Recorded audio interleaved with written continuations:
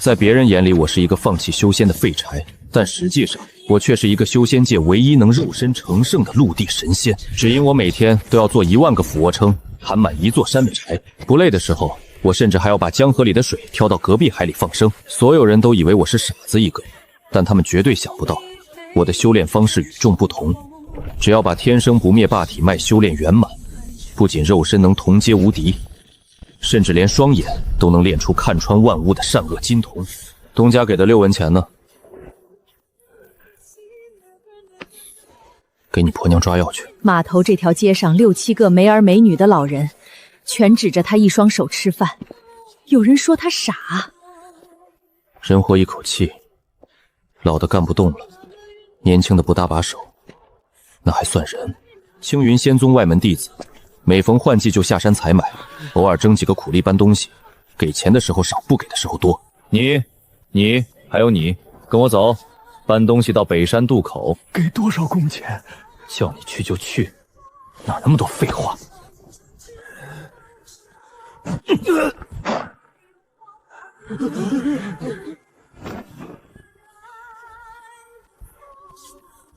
完了，他又要闹事。谁让你踹人的？碍路了，推一下怎么了？你是他儿子，给老人道个歉。凡间蝼蚁也敢动修仙者？完了，这小子活不过今天。凡人打修士找死。修仙的了不起，欺负老人的东西，修成仙也是烂货。肉拳崩碎了炼气3层的灵盾，这不可能！住手！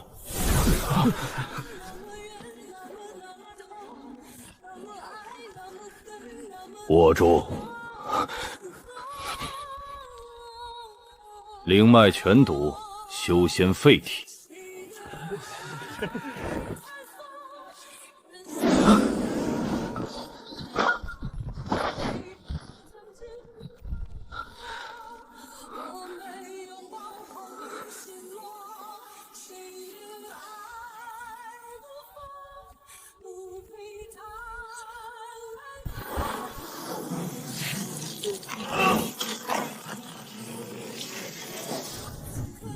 身体里有什么不一样了？青云仙宗3年1度外门大选，凡灵皆可试，入选者赐修仙之资。修仙，老子倒要看看你们这破规矩。汗味儿，码头腌出来的那种，洗不掉。码头上比这难听的话多了去了。搬一天货被克扣工资，工头拿烟杆敲脑壳，那才叫难受。这几个少爷的白眼儿不疼不痒。脉窜测一摸就知根骨灵脉，好的当场被内门长老挑走。按序上前，双手贴碑，不得催促。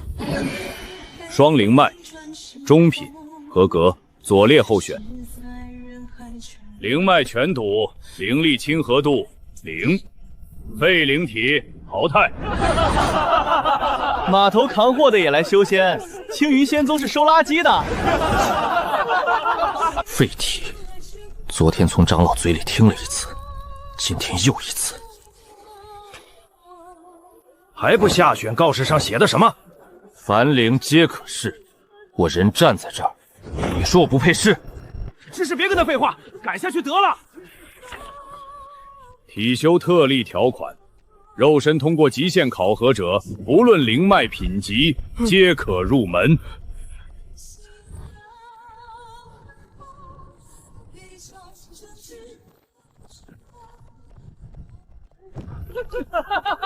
他又用手推。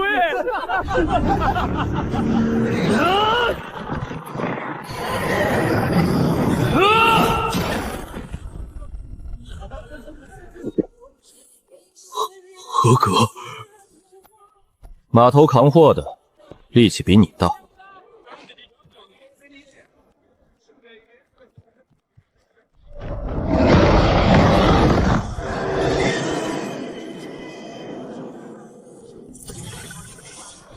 什么？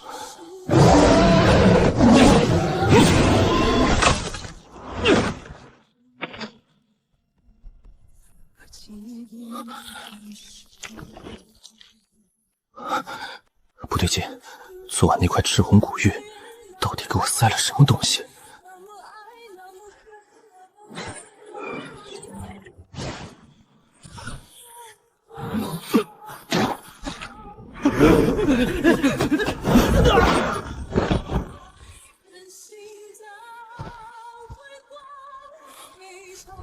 灵脉废体肉身特异，杂役弟子。杂役区在最北边，你住丁字院，口粮每月初一自己去库房领。干的活嘛，劈柴、挑水、清扫兽战，都是你的。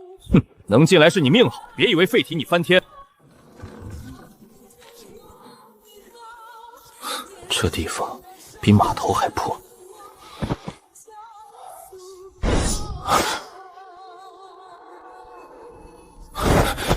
杂役不可踏入内门区域半步，违者废修为，逐出宗门。苏晨，有人在盯着你。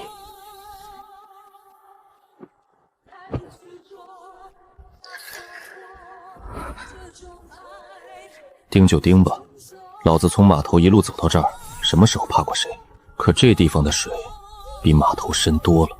新来的，跟我走，先去领活。苏晨，搬灵矿清丹房废脂，给内门送杂物。行，灵矿20筐，今天你一个人搬。20筐压一个人头上，这是给我下马威。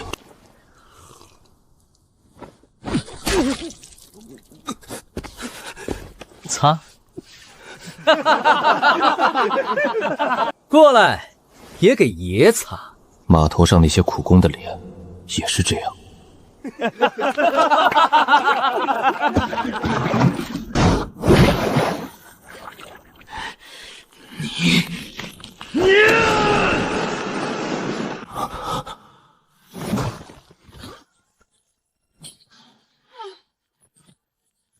你完了！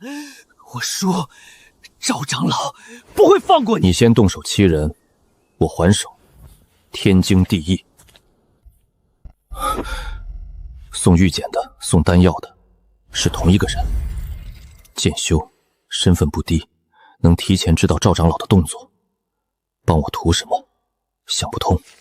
但东西是实打实的好东西。第一场搬运500斤灵矿，限时从场地一端搬到另一端。这他扛着不费劲，那可是500斤啊！过。第二场变药，认出15位以上即可。赤芝草、青灵叶、福脉根、断穴藤，你怎么全认的？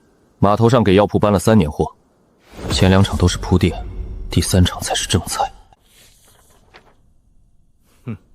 第3场规则临时变兵，实战对练。苏晨对战赵崇。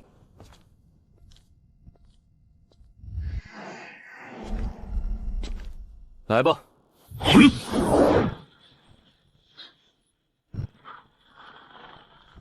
去死！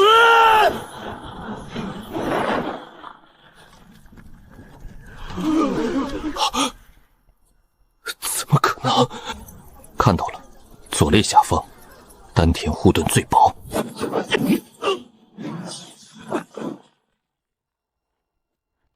让我跪，你先试试趴着的滋味。你的拳法有3个破绽，再遇到筑基中期以上的对手，你会输。所以补上。进仙宗3天，满眼都是浑浊的，这是第一个干净的人，不是随便找来的，是他自己用过的。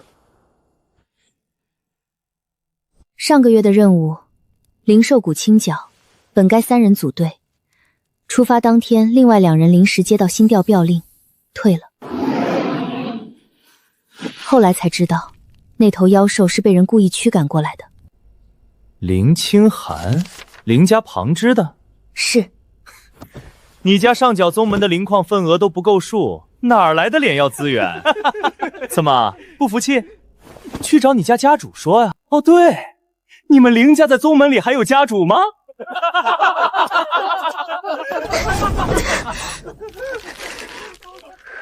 不是委屈，是怒气压得太久，身体先撑不住了。这3年里，不止一个长老找过我，条件都一样。清寒啊，你只要承认那场比试是侥幸取胜，认周锦瑜为师兄，一切都会恢复原样。灵石洞府功法什么都不会缺你。我的剑赢得光明公大，没什么好认的。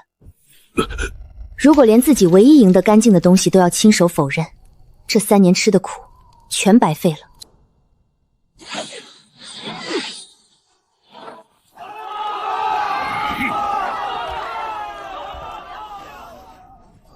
不肯弯腰的人，我见过太少了。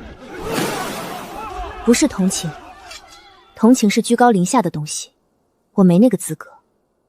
我只是不想看到又一个不肯弯腰的人，被这座宗门的规矩碾死在最底层。单人任务，2阶，吃力但能应付。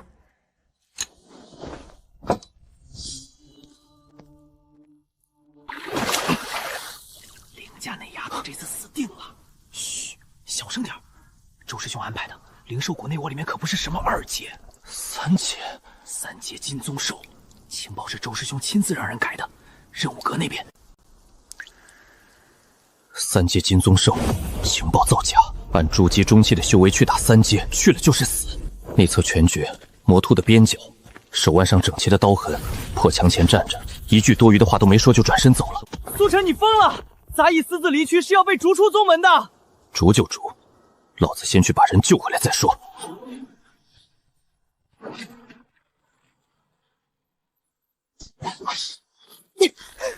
眼甲妖蟒，3阶，情报上写的明明是2阶杂兽，灵力消耗过半。之前几十剑砍在他身上，鳞片都没破开几块。他在等我跑，猎食者的本能，猎物跑了才好追。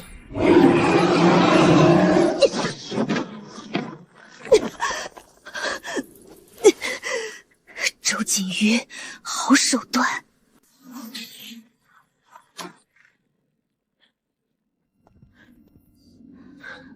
还活着？你怎么来的？跑来的。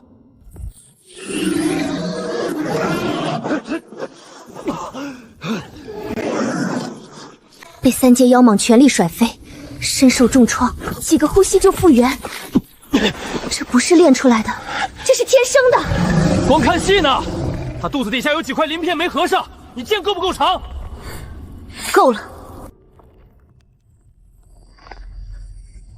那个位置在蟒身正下方，正面根本够不到，除非有人把他的攻击引到特定方向。左边。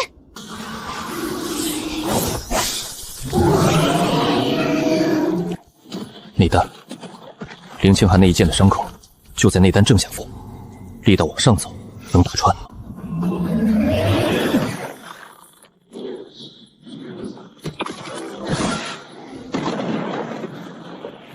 你先刺的，这算你的。你救了我，这是你应得的。少废话，你伤比我重，内丹卖了换疗伤药理，我扛揍，不需要。你明知道私自离开杂役区要被处罚，为什么还来？你帮过我，我记着。你被人坑了，我知道了就不能装不知道。没那么多为什么，看不过去就上。这种话太简单了，简单到在这座满口大道理的仙宗里格格不入。可偏偏这种简单，我不知道多少年没有听过了。那边有个东西，先收着，回去再说。你伤的先处理。有意思，一个杂役弟子私闯禁闭，还和林家旁支勾结在一起，这2条罪名够逐出宗门了。你先跟我解释一下，情报上写的2阶妖兽谷里怎么是3阶的？一个杂役在质问我？他身后4个筑基后期，我半条命都快没了。林清寒站都站不准，硬碰找死。带回宗门，交执法堂处置。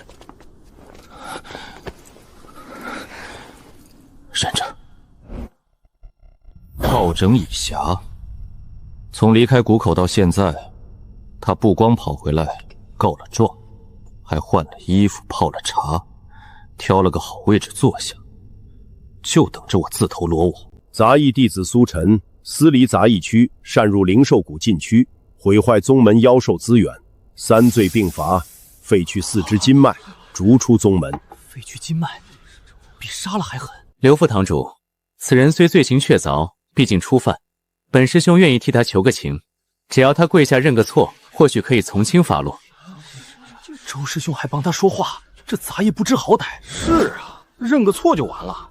情报被篡改，林清寒被送去送死，好不容易活着出来，被他堵在谷口，回宗门被抓，现在让我跪下认错，杀人未遂的动手，被杀的认错，什么狗屁逻辑？你篡改玉简，连灵力痕迹都不擦，就敢坐在这儿喝茶？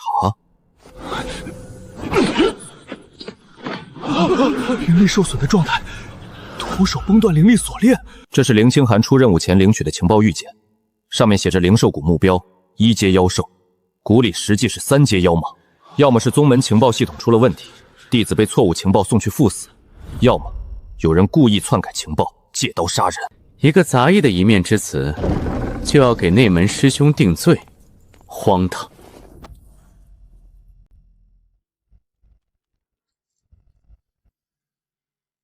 此事容后再议。老夫收到一份匿名线告，涉及情报阁玉简篡改案。刘副堂主不介意老夫旁听吧？自然不介意，沈长老请。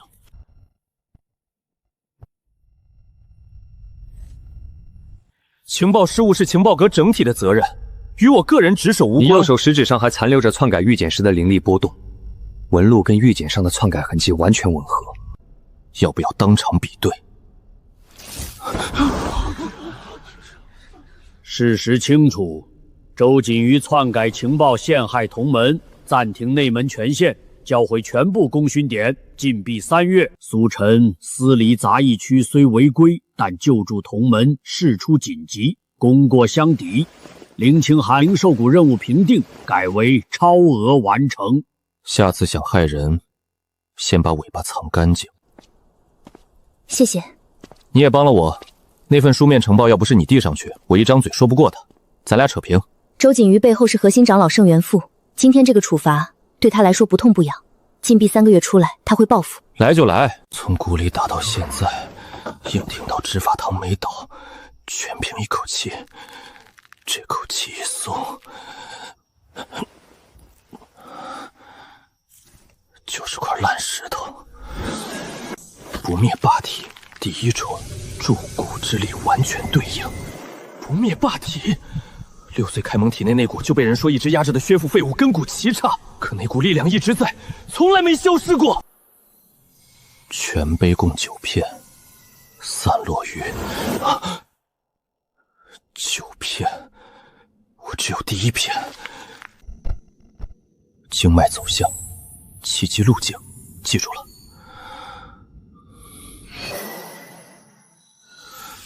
等等，这条路线不走灵脉，一条灵脉都不走。宗门测灵师考的是灵脉通畅度，修士炼气走的是灵脉，所有功法的资基都建在灵脉上。可这套功法，天地元气直接灌入骨骼，以骨为脉，以血肉为丹田，灵脉从头到尾就是个摆设。12年，从6岁到18岁，所有人都说我灵脉全堵，天赋废物，不是灵脉堵，是我根本就不该走灵脉。12年，够了。第1根，还有205根。这时，感觉身体的能力逐渐提高了，前所未有的感觉。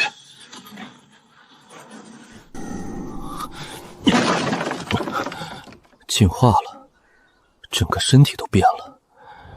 这还只是第1重。这条走左边，不是右边。走右边岔气，能把自己憋死。是，苏哥。能不能摸到门槛，看你自己。功法我教了，练不练是你的事，但我就一个要求，练了就别再跪着。好大的胆子！杂役区私传来路不明的功法，扰乱宗门秩序。谁带的手？苏晨，交出功法，跪地受罚。赵长老有令，杂役弟子无权习练宗门典籍以外的任何功法，违令者杖责100，逐出宗门。他变了，这股气不是灵力，是什么？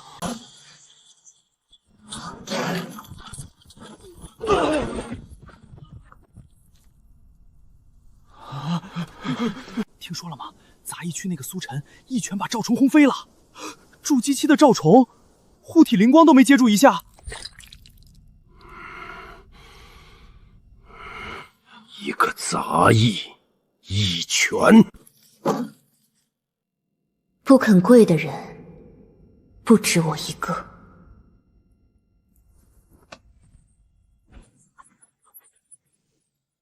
宗门季度大比下月初1开启，杂役弟子可参与。若能在大比中证明实力，可申请转入外门甚至内门。赵长老联合2名核心长老，向宗主递交联名庭报，以杂役弟子习练来路不明功法为由，要求在大比前将你禁闭。想在大比前废了我？苏晨，大比剑，禁闭30日，即刻执行。灵兽谷一事，苏晨越权出手，扰乱宗门秩序，证据确凿，谁赞成谁反对？赵师兄，青云宗训第73条，大比前1月不得对参赛弟子施加任何形式的禁制、禁闭或灵力封印。苏晨3天前报了名，大比在即，禁闭参赛弟子不合规矩。他一个杂役弟子也配参加大比？宗规没写杂役不能参加。赵师兄要是觉得规矩不对，可以提案修改。不过那至少要等到大比之后了。好，既然要参加大比，那就在大比上让他见识见识什么叫天差地别。力道涨了，第一重后期的瓶颈再松，再有3、5天。前天跟一个练气9重的对拳，他右拳还没抡圆，我已经看见灵力在他肩胛骨处拐弯，拐完拳头才会到，提前半息。够了，看得见就打得中，打得中就打得死。你那把剑换个角度砍我试试。你这个烈风式起手的时候，灵力在腕关节会停一下，实战里这个停顿够我捶你2拳。对了，就这么来。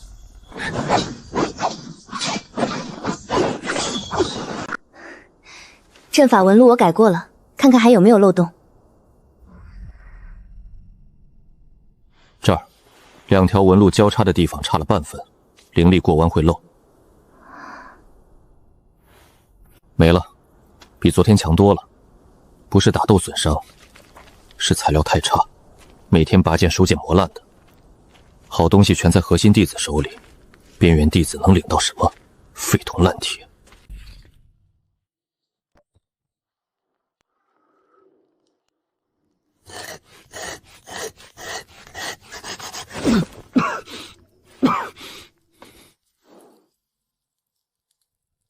手工差了点，凑合用。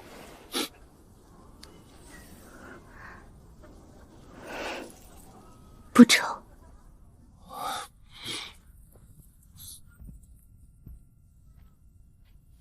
核心派系的大比布局，赵长老安排了3个人：许成、汤岩、冯修远，全是筑基中期到后期。他们的任务只有一个：消耗你。怎么个消耗法？大比规则被改了，原本的分组对战换成了积分淘汰制，每人每轮都必须上场，赢一局积10分，输了扣20。连轴转，不给喘气的机会。许成和汤岩先出手，把你体力磨干净，最后冯修勇上来收人头。还有呢？赵长老本人，如果你赢了冯修远，他会以指导的名义亲自下场。好，让他们全来，一个一个打太慢，一群一群来才过瘾。这种人你拦不住，他不是不怕，是把所有能怕的东西想了一遍之后，决定不怕了。苏哥，我们上去估计撑不过3轮，就是想让他们看看，杂役不全是窝囊废。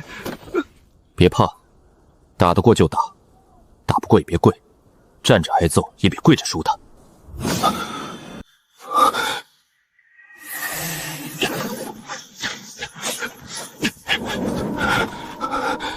什么东西？远离苏晨，家族威仪。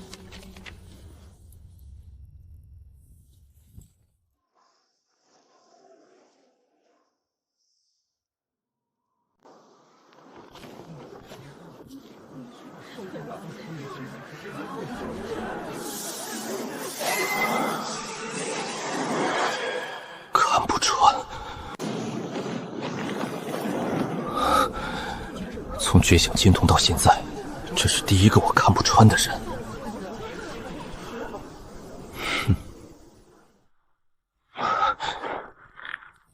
杂役外门混合组第一轮，苏晨对战张科，杂役弟子也能上擂台？认输吧，我不想。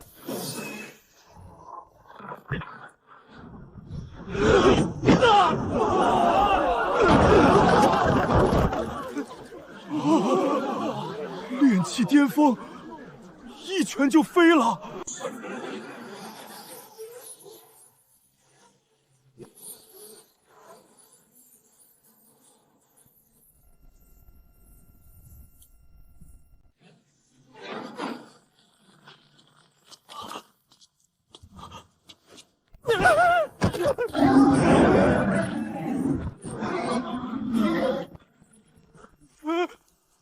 我认输，陈哥，陈哥！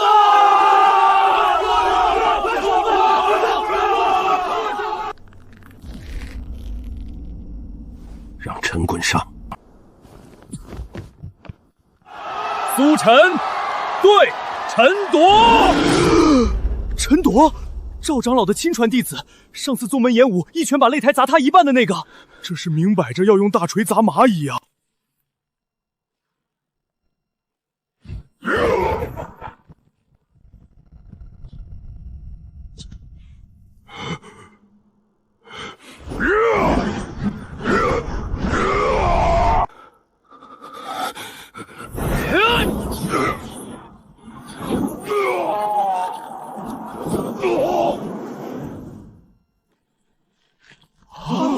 赢了，筑基中期赢了。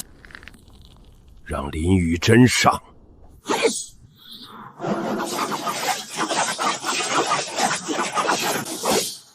他快，但他有规律。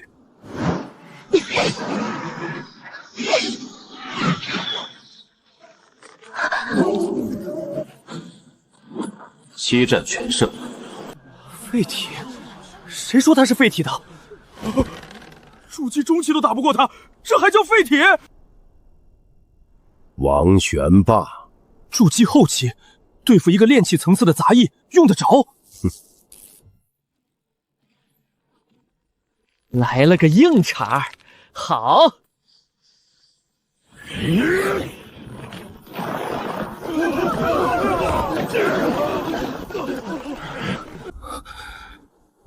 这股气息和昨夜后山那缕灰雾一模一样，和那个黑衣青年身上的。这个人的灵力里藏着不属于他的东西，一模一样。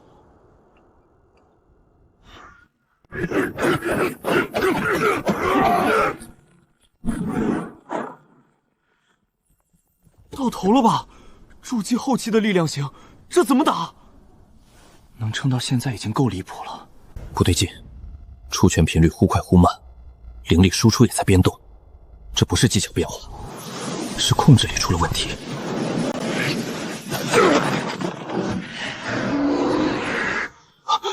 暴走了！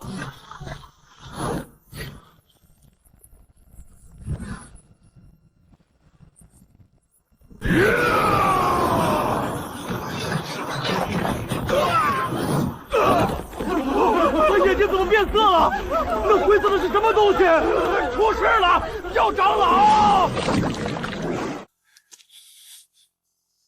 找到了。王玄霸，你体内有人动了手脚，你的灵力不是你自己的，清醒点！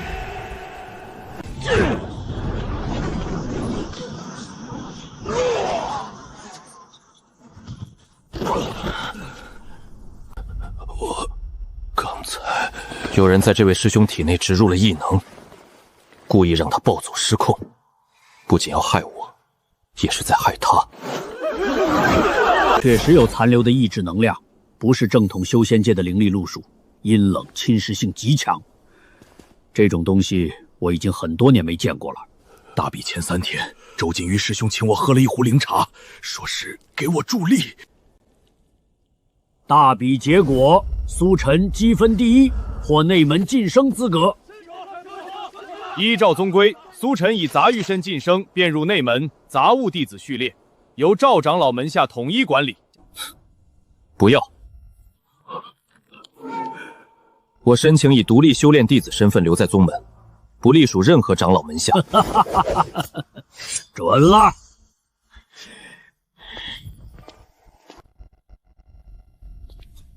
我叫苏晨，以前你们叫我废体，现在你们可以叫我名字。苏晨，苏晨，苏晨！林家情报网的人查到了，幽冥道100年前被6大宗门联手剿灭，据说连根都拔干净了。他们的人出现在青云仙宗，不可能只是为了一个周景玉，他们在谋划什么？不管谋划什么，先把眼前的事办好。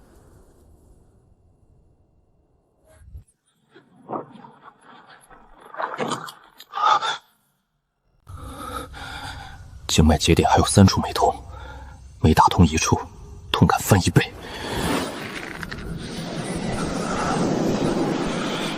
不灭霸体第1重后期，还差2处。没有人组织，没有人号召。苏晨只做了一件事，把别人当人看。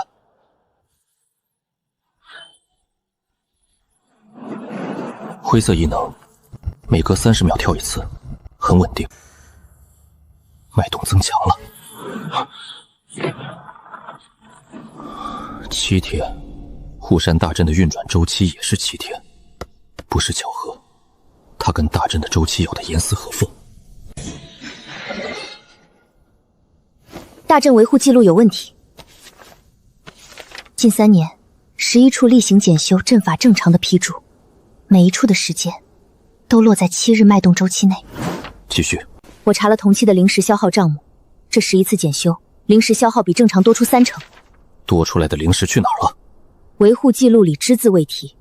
谁签的字？赵长老，大阵维护的审批权在他手里，23年了。赵长老。当场被我驳了面子的赵长老，给周敏瑜撑腰的赵长老，手握执法堂和大阵维护双重权力的赵长老。脉动日7天后，到时候我们下去看看。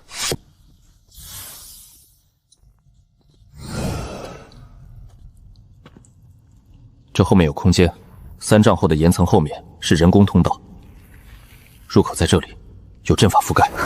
2层阵法。外层是护山大阵第7分支延伸，结构、用料、刻纹全对得上。单看这层就是正常的封锁阵，但里面还有一层，那层的阵法体系我不认识。凌家的符箓阵法底蕴，整个修仙界排得上号。他说不认识，就是真的不认识。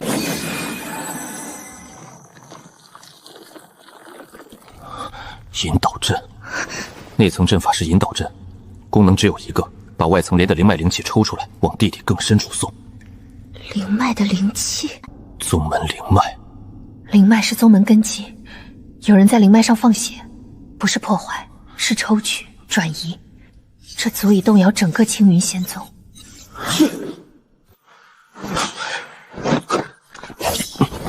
剑宗符，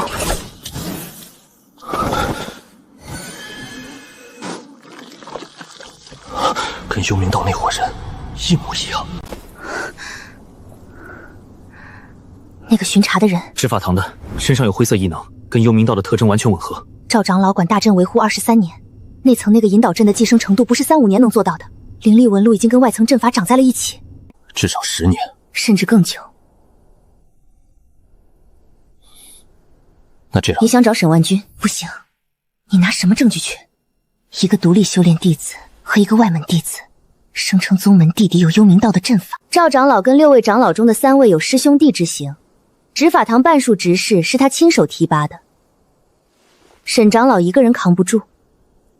他说的每一句都对，碎片化的证据在绝对权力面前一文无值。打草惊蛇的后果我们承受不起，暗处的人销毁阵法，消灭证人，反咬我们私闯禁地，一套组合拳下来，连沈万军都保不住我们。继续查，查清楚灵气被送到哪里，送给什么东西。九响，上一次九响还是3年前宗主闭关。选拔3日后举行，助期期以下弟子均可报名。赵长老的印。万皇秘境，百年难遇的天级秘境，灵草遍地，腐朽豆腐无数，一个名额就是改命的机会。太巧了，昨晚刚探查了地理暗道，今天就发万皇秘境的消息。选拔时间卡3天，是不是要趁宗门注意力全部转移的时候，在地里做什么？他在加速，那颗埋在地底的灰色心脏在加速跳动。1倍。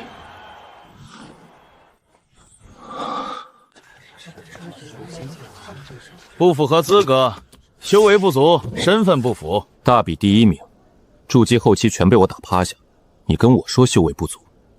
宗门档案标注炼气期，那你就是炼气期。大比成绩是大比成绩，选拔规则是选拔规则，两码事儿。那我现在去改档案。档案修改需要主管长老签批，赵长老这几天忙着筹备秘境事宜，没空见人。下一个，大比第1连参赛资格都没有，嘿，少一个苏晨，咱们机会多一分。赵长老布的局，每一步都踩在规矩上，挑不出毛病。发火解决不了问题，换个打法。新规是3位长老联名签发的，功勋阁只负责执行，旁支弟子参选需家族长老出具推荐函。这条规矩以前从来没有过。灵师姐觉得不合理，可以走申诉留7天，不过选拔3天后就开始，您看着办。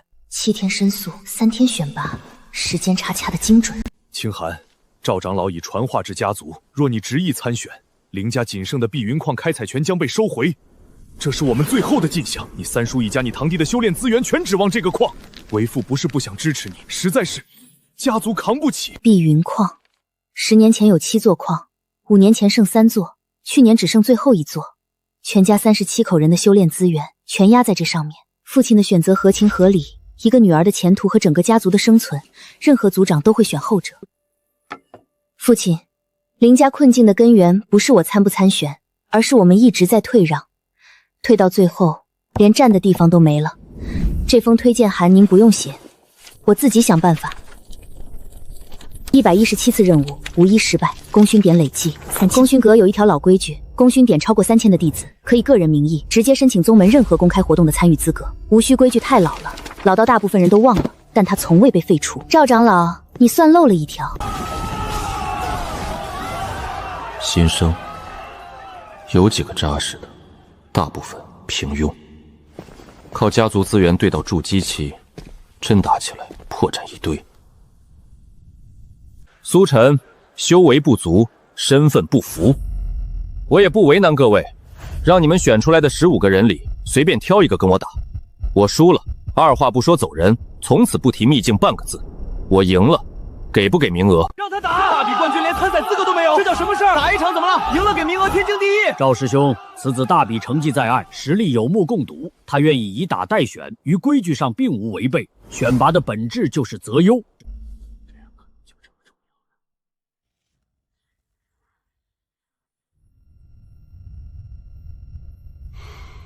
既然你自己要送上门来，周元，你去。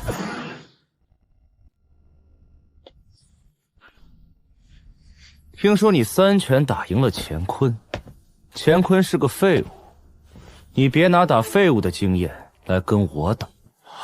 乾坤好歹内门前5，这就废物了。筑基巅峰2年积累，灵力总量是前途3倍，4品灵剑加持，攻击力还得往上叠。正面硬碰不是不行，但金童给了我更好的选择。3招看路线，第4招破防，第5地下收人，请。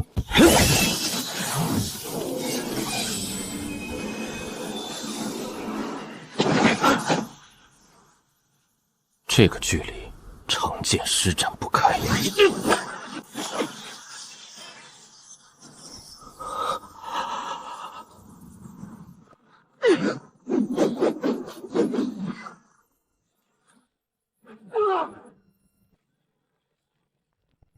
苏晨以特殊实力选拔获得万荒秘境参赛名额，符合个人申请参赛条件，名额同批发放。不灭霸体第2重的修炼法门，就在秘境里。周瑾瑜已到秘境外围，不是一个人，至少5名外部势力修士随行，修为最低筑基巅峰。一件是机缘，一件是杀绝，指向同一个地方。其中一人疑似幽冥道弟子。幽冥道，邪修6宗之首，100年前被正道联盟逐出中域。这种人出现在万荒秘境入口，去还是不去？不去，不灭霸体第2重就断在这里。炼体修士没功法撑着，筑基中期就是天花板。去，周锦瑜的人已经候在外围了，5个筑基巅峰加一个幽冥道的，进了秘境，没有长老盯着，杀人灭口，连尸体都不用处理。不是选择题，是时间差。我必须比他们更快找到古战场遗墟。照常去。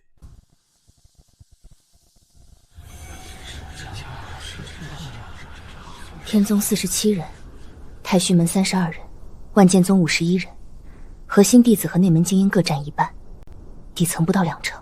3400功勋点不是白攒的，这个女人对情报的敏感度比我高几个量级。注意，第万剑宗第3排，左起第5个。灵力逆旋，邪修功法的典型特征。幽冥道的人已经混进来了。入秘境。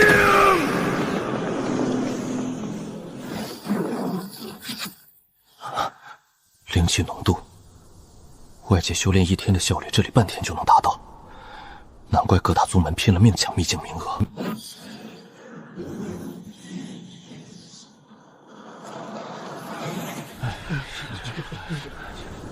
机缘平等，那是写给外人看的。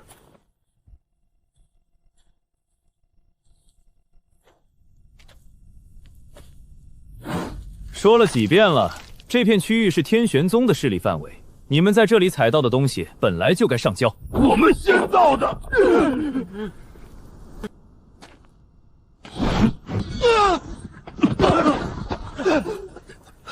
你把东西还了。你哪个宗门的？知不知道我师尊是天玄宗内门？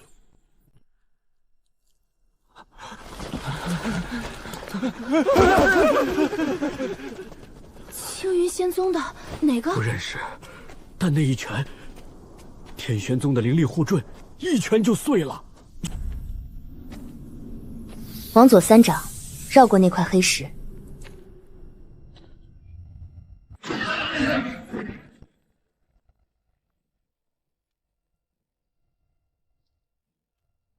不对，这里有阵法在运转。有几10个修士被困在下面。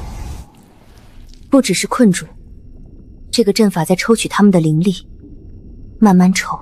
被困的人可能根本没有察觉，只以为自己误入了禁制区域。赵长老那次事件里的阵法和这个完全相同，只是规模大了10倍不止。这不是临时布的，阵法嵌入深度至少在地下3丈，纹路与灵脉已经完全融合。要做到这种程度，至少金丹期以上的修士才做得到。金丹期，我现在连筑基中期都还没站稳。渡灵法阵，你认识这个？上古时代的禁术阵法体系，专门用于大规模收集生灵精华，灵力、精血、神魂全部抽干，转化为纯粹的能量。有人在用秘境里的修士当燃料。有什么东西正在被唤醒，光柱的位置和碑片上古战场遗墟的标注完全重合。走。灵气抽空之后，那些靠环境灵气维持运功的低阶修士，正在一个接一个出问题。先救人。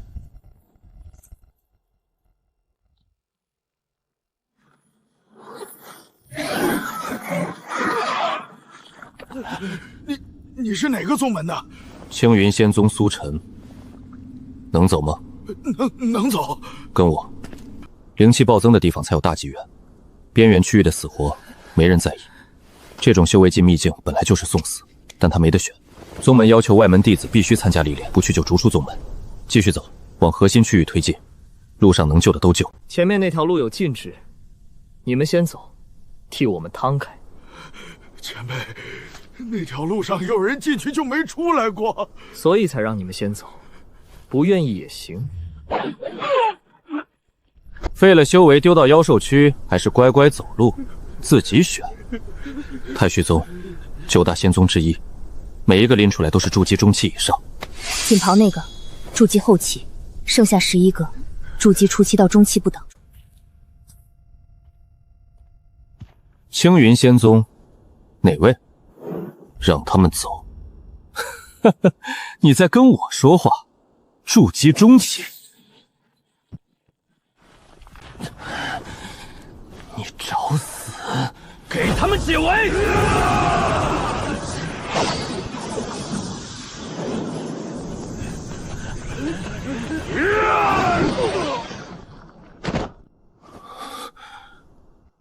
滚！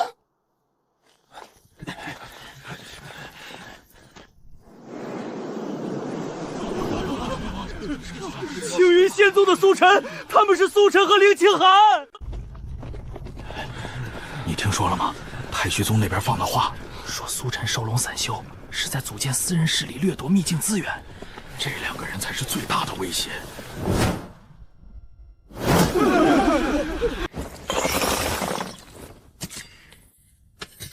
按伤势分，重伤优先。你们真的什么都不留？你看到我们留了什么？镇海宗、谢灵运，你做的事我都看到了。我手下有12个人，都能打，你需要帮手。你帮我护送后面的伤员。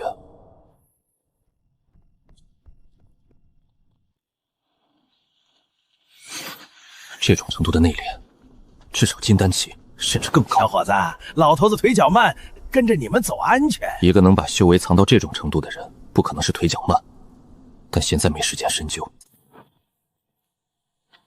杜灵法阵，那些散布在秘境各处、抽取底层修士力的阵法，不是独立的，全部是这个核心阵法的功能管道。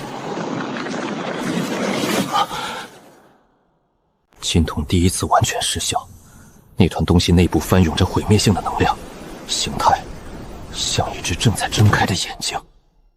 周锦瑜，他到底想做什么？走。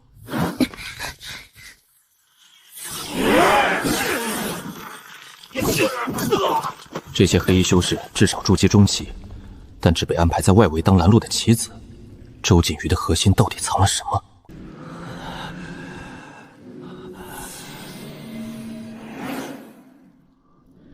前面还有。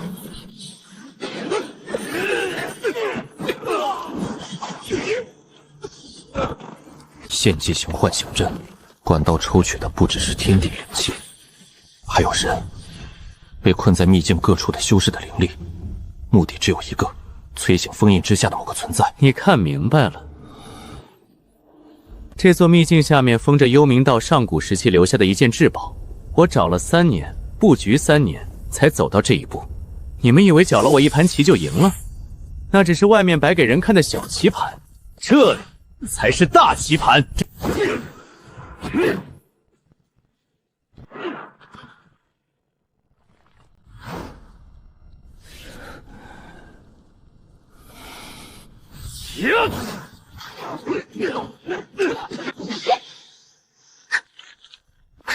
幽冥道秘法加持，他变强了，强得离谱。旁支弃女，被林家扫地出门的废物，也配和我动剑？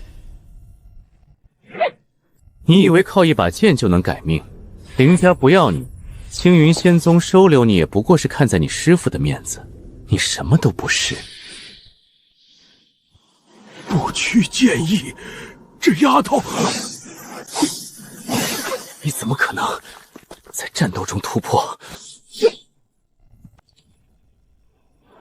不好！这东西一旦完全唤醒，整个秘境里的活物灵力都会被它吞干净。阵法有7个核心节点，必须同时摧毁才能彻底瓦解。我能破4个，但剩下3个在阵法深处，被能量体的威压笼罩，灵力修士根本靠不过去。灵力靠不过去，那肉身呢？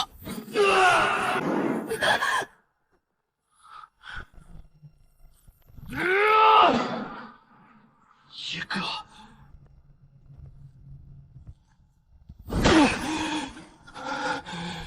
两个，也碎！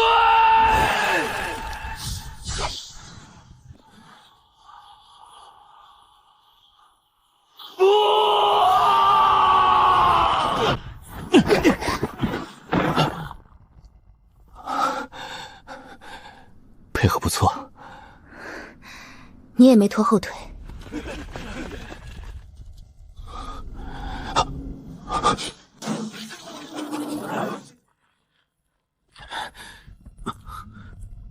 不灭霸体第二重，铸髓淬血。此碑为9碑之2，至尊之路始于此。持碑者当知，唤醒霸体之人，亦将唤醒那些沉睡的敌意。这个符号和我血脉中苏醒的那道印记一模一样。不灭霸体的碑片出现在幽冥道的封印之地。沉睡的敌意，这不是功法，是直接拆了我的骨头重铸。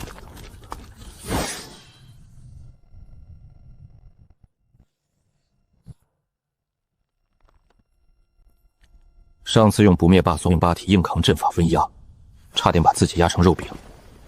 现在至少要能扛2倍。兄，要不是你们毁了阵法，我们就是燃料。干什么？我叫陈小六，清溪门外门弟子。我们来了7个人，活下来3个。在下赤峡谷刘平，我师弟被黑衣人抓走那次，是你一剑救下来的，这个恩，赤峡谷记了。都起来，别跪，我不是来收恩的。小子，不错，老夫活了200多年。你这种年轻人不多见，拿着，以后遇到麻烦，去丹霞岭找我。老夫虽然不值几个钱，还能替你挡1、2刀。我谢家在南域还有几分薄面，你们在北域过不去的坎儿，可以找我。你们2个以后的路不会好走。不好走？什么时候好走过？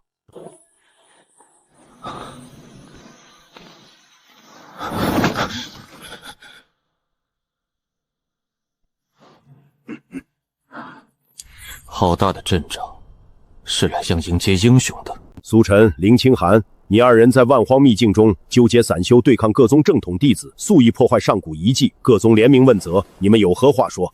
纠结散修，对抗正统弟子，破坏遗迹，每条罪名都精准地把真相翻了个个。问责？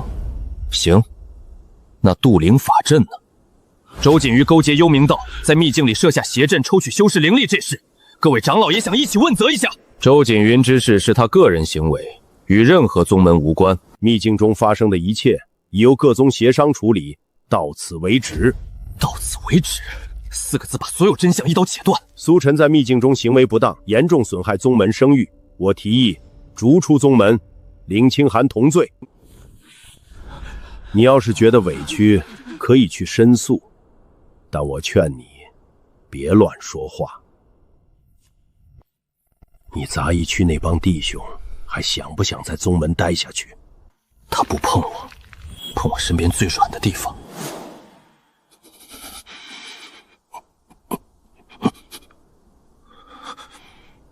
我不是怕你，我只是暂时不想让无辜的人替我遭罪。但你记住，你们压下的东西，早晚有一天会自己炸出来。年轻人，少说2句。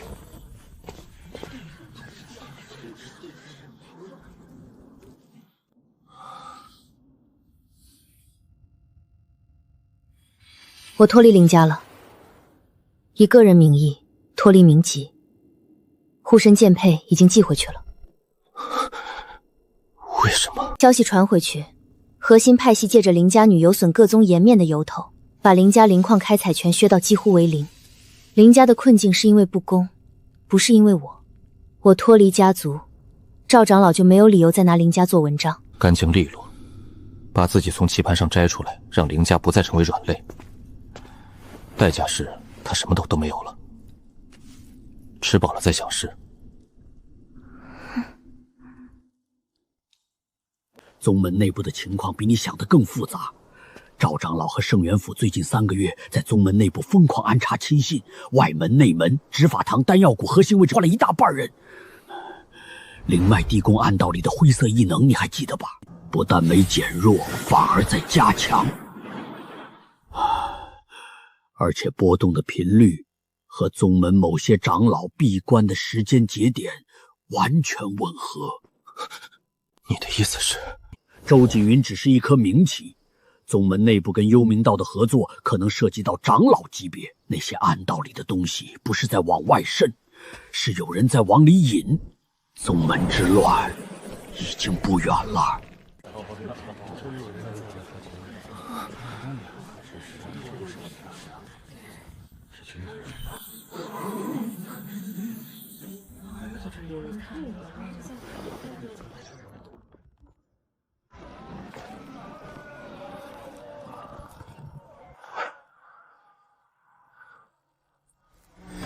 有了，灰雾很淡，像是被动沾染的。他本人未必知情。不是灰潮，是微潮，这个浓度比周青云暴露时还要高出数倍。赵长老是干净的，那刘渊浑身浓郁的灰色异能，是瞒着赵长老在搞，用赵长老的拳当遮掩。在所有人盯着赵长老的时候，真正掺沙子的是他最信任的人。好一招灯下黑。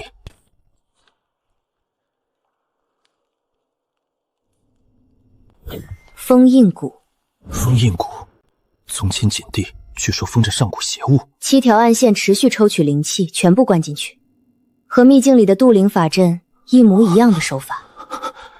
有人在养那个东西，难怪近10年灵脉灵气越来越稀薄，丹药阁产量年年下降，不是灵脉枯竭，是被人活生生抽走了。我去联络韩长老和方长老，明天紧急议事。等一下，赵长老身上没有灰色异纹，他可能是被蒙在鼓里的那个。议事堂上别一棍子打死，把刘渊拎出来，让赵长老自己看。你替赵长老说话，我替真相说话。杀错人，真正的鬼反而跑了。各位请看，灵脉主脉之下7条暗阵持续抽取灵气，全部汇入封印谷。荒唐！灵脉是宗门根基，谁能在灵脉上动这种手脚？这是栽赃！传刘渊，沈师叔，这是何意？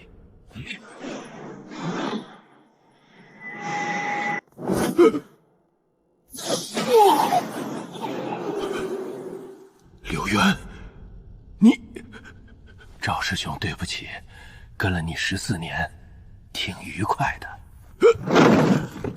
幽冥道潜伏青云仙宗10余年，布下7条暗阵，持续削弱封印谷的封印。封印之中沉睡的是幽冥本源，幽冥道上古传承的原始力量。一旦封印崩溃，幽冥道残余势力足以一夜翻盘。还有谁？丹药阁2个，外门3个，执法堂1个。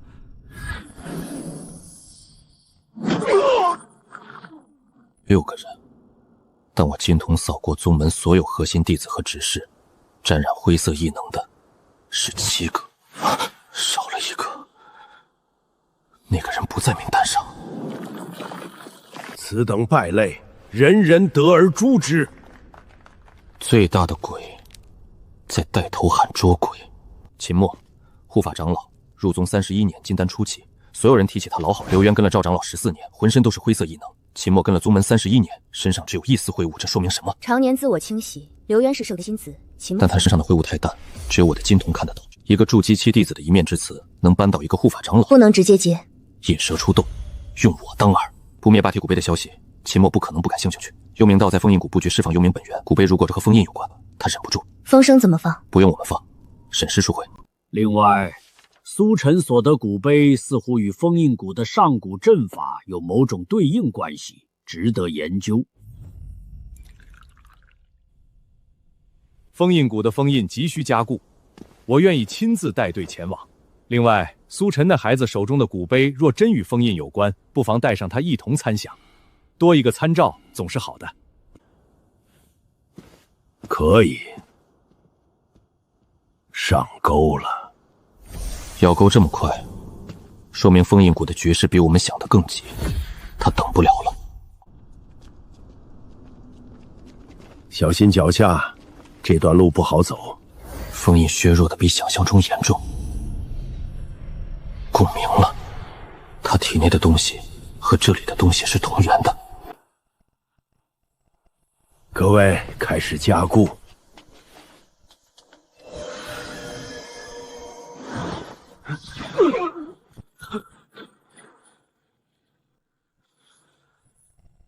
你们发现的太晚了，封印已经削弱到临界点。今日之后，幽冥本源将重见天日。其实你暴露的刚刚好。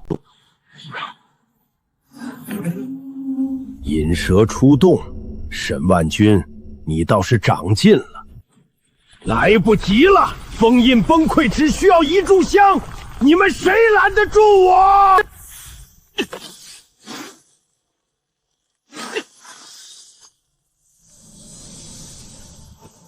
就是那里。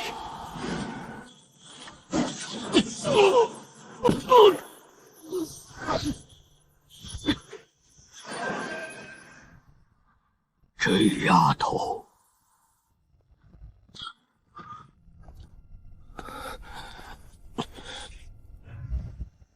不灭霸体终于又出现了。你以为你在守护什么？封印之内不过是31年。这个人在青云仙宗当了31年的好人。秦长老是个好人。这不是秦时，至少20年。他不是棋子，他是自己走过去的。31年啊！你受伤了？锁骨，说的是你。没断。我听到响了。裂了一道缝。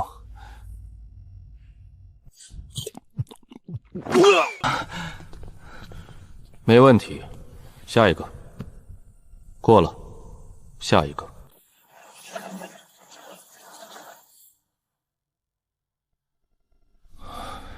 237名弟子，19名执事，7天。你跟幽冥道接触过？什么时候？放开我！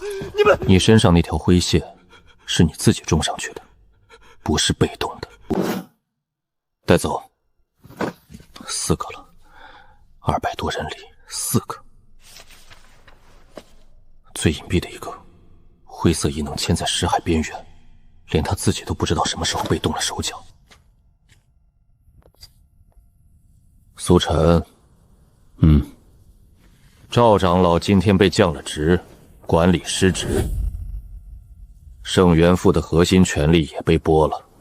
他们本身不是坏人吧？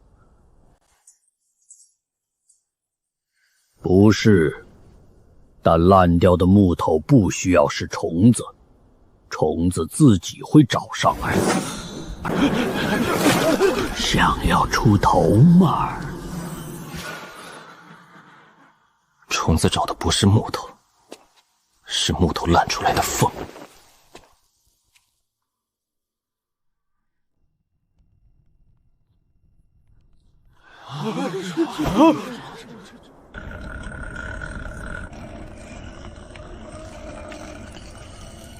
这里力道轻一点，你不是在砍柴。苏师兄，你看这个。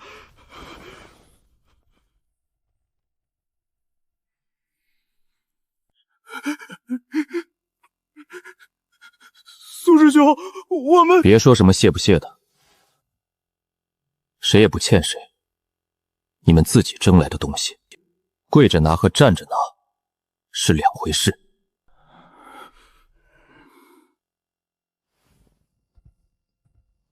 愣着干嘛？手里的活还没干完呢。怪不得他平时那个样子，跟他爹一个模子刻出来的。灵矿开采权全额恢复了，旁支地位也提上去了，所有功勋最高等级。但他进宗门第一件事是去找女儿。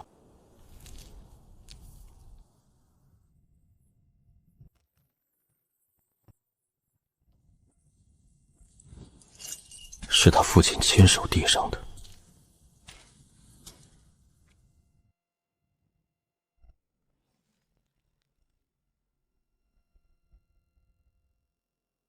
你爹说什么了？没什么大道理，拍了拍我的肩，说我做得对。哦，就这？够了。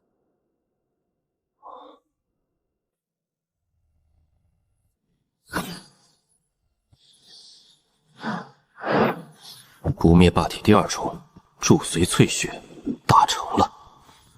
100里之外的灵脉脉搏都能感觉到。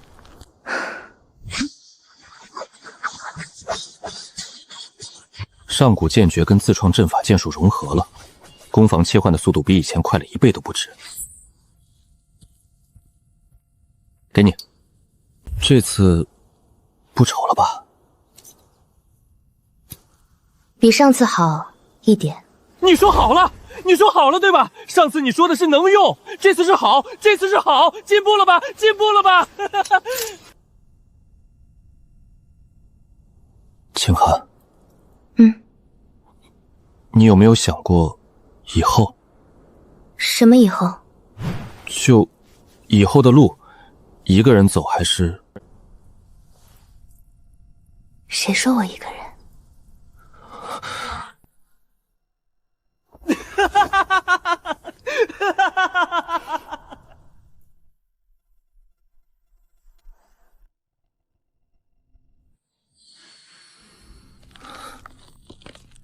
血灵讯，秘境中逃脱的那缕灰色灵光，已经与外部的幽冥道势力合路，大乱将至。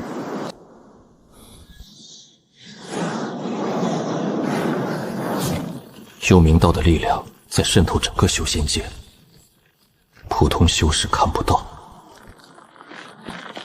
但我看得到。看来宗门的事只是个开头，外面的仗更大。一起。一起。传讯符发出去了，3天期限，3天没回音，我跟清寒先动。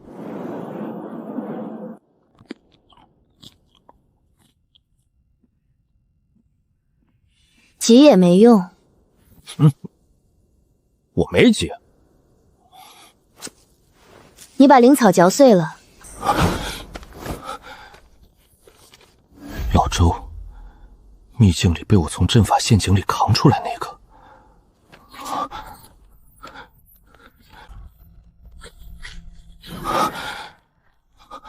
散修，小修门外外门弟子，灵根平庸的杂役出身，没有一个明天骄，没有一个金丹大圣，但他们来了。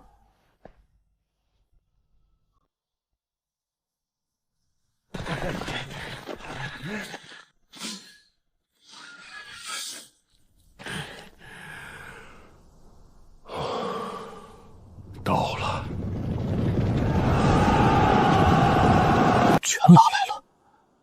老夫人老了，打不动了，但眼睛还没瞎。这张图你拿好，比你那双金眼子好使。300人，没人逼，没人利用，没人下令。寒碜了点儿。寒碜怎么了？他们自己来的。300散修，苏晨这是在过家家。一群筑基期的杂鱼，拢共加起来，怕是打不过咱们一个执事长老。让他折腾，幽冥道真正的主力一到，这所谓的联盟一触即溃。到时候大宗门出手收拾残局，功劳是我们的，笑话是他的。传话出去，就说太虚宗对苏晨的义举深表敬佩。行，敬佩就敬佩，他韩玄操敬佩我，我还受之有愧呢。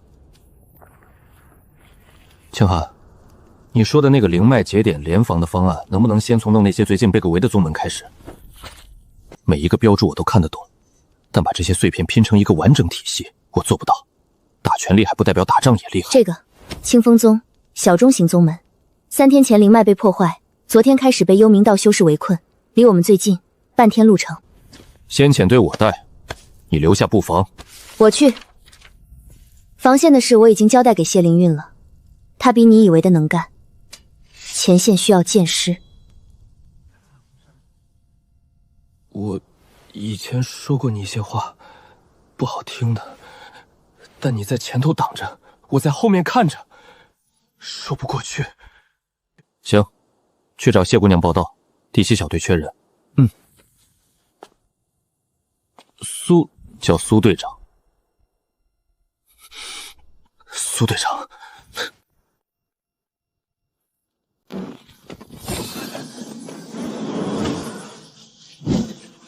金丹初期1个，剩下的筑基。跟上。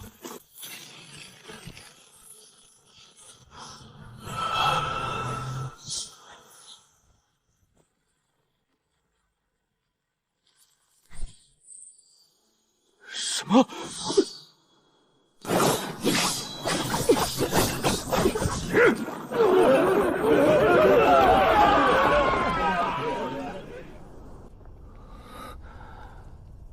嘲讽苏兄的那些人还在喝茶呢，人已经在救命了。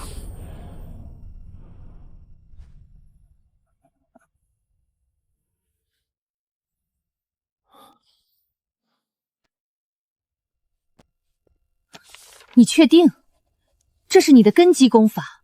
传出去？传出去怎么？藏着掖着不是我的风格。他们强了，大家一起扛；他们弱了，扛的人就少一个。算术题。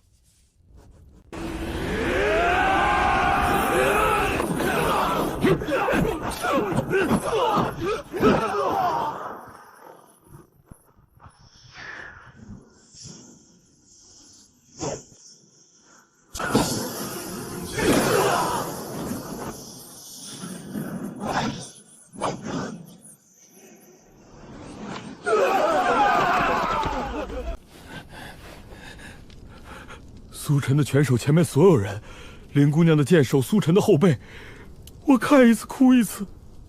你哭什么？感动的，你管我？我苏晨出身最低，修为被叫过废体，在宗门里扫过地，擦过靴子。但我今天站在这儿，不是因为我多能打，是因为我知道，如果我们不站出来，那些被你们保护过的人，那些跟你们一样被欺负过的人，就没人管了。我不管什么正道大派，不管什么名门天骄，天塌了我们就去顶，顶得住顶，顶不住也顶。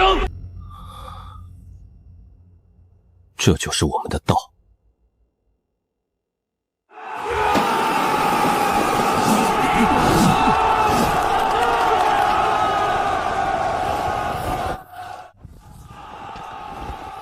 前方斥候传回的消息，幽冥道主力完成集结，数量超过预估的3倍，领头的不是普通长老。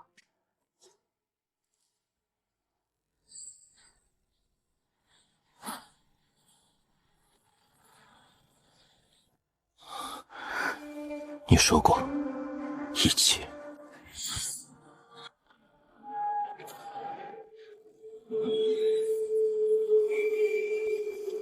战鼓声由远及近，越来越密，越来越重。